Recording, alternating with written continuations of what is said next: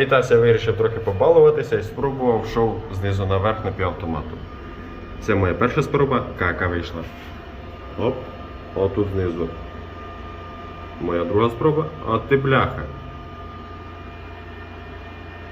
Фокусируйся. Отут знизу моя друга спроба і зверху моя третя спроба. Здається, гарно. А ну, зуміруємо. Все фігня, треба на сонці.